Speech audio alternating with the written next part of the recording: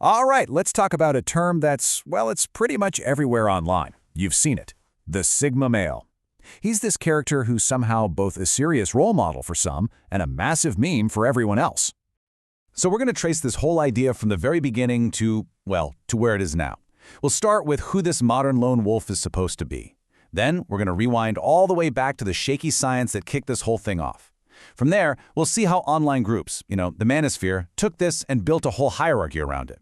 Then we'll get into what the actual experts think, science versus pseudoscience. And finally, the fun part, how this super serious idea just completely imploded and became a giant internet punchline.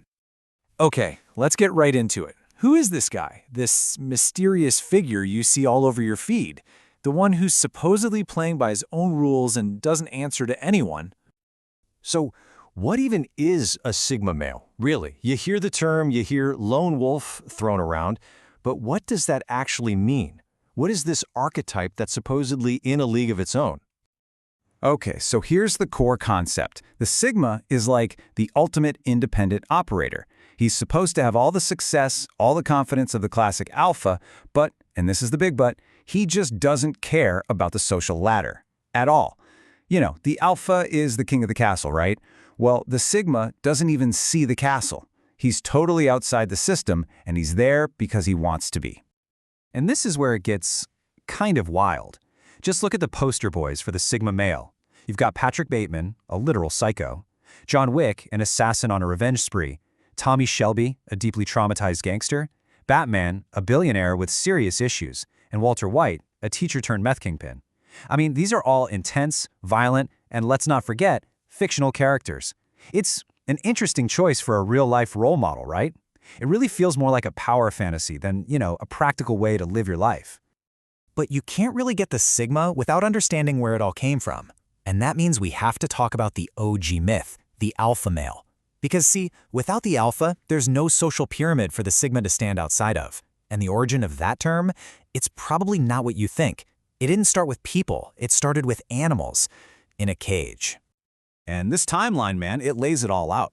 It kicks off in the 1940s with one flawed study on wolves. Then in the 80s, it gets a little bit of credibility from some research on chimps. By the 90s, the media is running with it, calling powerful businessmen alphas. Then in 2005, it absolutely explodes in the pickup artist scene. And finally, in 2010, some writer on his blog just invents the Sigma to add a new level to this totally made-up game. Okay, so this is the absolute key. The entire alpha wolf idea, the bedrock of this whole pyramid, was based on a totally fake scenario. They were studying unrelated wolves forced together in a small space. It's like studying prison inmates and saying, yep, that's how all families work. It's nonsense. When scientists actually looked at wolves in the wild, they found something completely different. It's just a family. The parents lead, they teach their kids. There's no bloody fight for the alpha spot. It's a family, not the Hunger Games. So, you had these totally debunked ideas about wolves. What happens next? Well, they get picked up by these online communities, this whole collection of websites and forums people call the manosphere. And for these groups, this whole sociosexual hierarchy thing wasn't just some funny metaphor. No, it became their core belief system. It was the lens they used to see everything, to explain why some guys win with women and others lose. It gave them this really rigid, simple rulebook for a super complicated world, with alphas and, of course, the mysterious sigmas right at the top. And a really central and pretty cynical idea in this world is something they call alpha fucks beta bucks. The theory goes like this. Women are biologically programmed to be hypergamous, meaning they always want to date up. So they'll chase after the dominant alpha guys for sex and excitement, but then they'll settle down with a reliable beta guy to pay the bills, and maybe even raise another man's kid without him knowing. But here's the thing. That theory crashes head-on into a big wall called reality. When scientists actually study this, cases where a dad isn't the biological father, the numbers are tiny. We're talking like 1 to 2% across Western countries. That one little fact just completely blows up the entire premise of the beta bucks idea. And the lingo just keeps expanding. Take beta orbiter. It's basically a nasty way of saying someone's in the friend zone. The term itself is really dehumanizing, right? It paints this guy as a planet, just stuck in a woman's gravitational pull, putting in all this effort for nothing in return.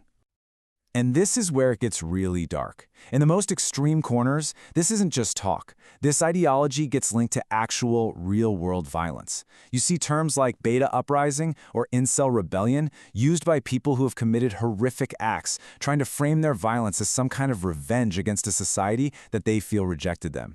This is where internet theories have devastating real-world consequences. Okay, so we've seen the myth and the ideology. Now let's hit pause and ask, what do the actual experts, the scientists who study human behavior for a living, have to say about all this? Are there really alphas, betas, and sigmas?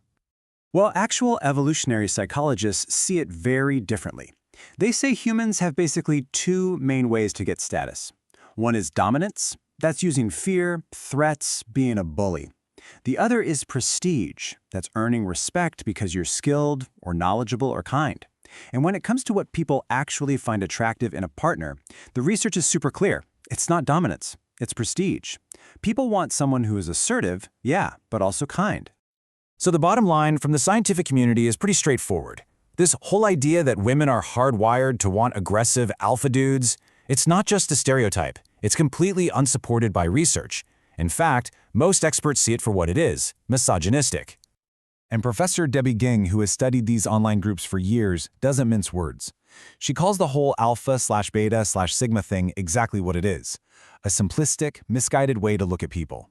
It tries to boil everything down to biology, completely ignoring, culture, personality, and just plain old individual choice. And if you want it even more direct, just listen to health editor Beth Skorecki. She basically says it's a bullshit concept from the incel world. It doesn't get much clearer than that. So, okay, the science says it's nonsense. So how is this term still everywhere? Well, this is where the internet does what the internet does best. It took this super serious ideology and turned it into a massive, hilarious joke.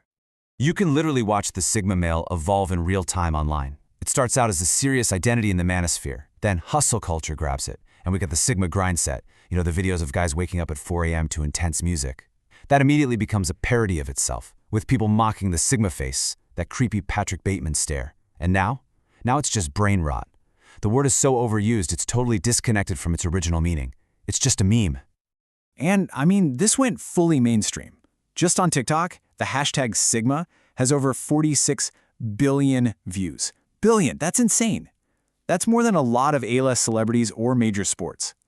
And the key thing is, most of that content isn't serious. It's people making fun of the whole idea. It's a perfect example of how internet irony can just swallow a concept whole. Which kind of leaves us with one last big question. We know these labels are pseudoscience. They're not real. So why are we still so drawn to them? These neat little boxes, alpha, beta, sigma, they give us a simple map for a really complex social world. So maybe the real question we should be asking ourselves is, what does our fascination with these fake labels say about us?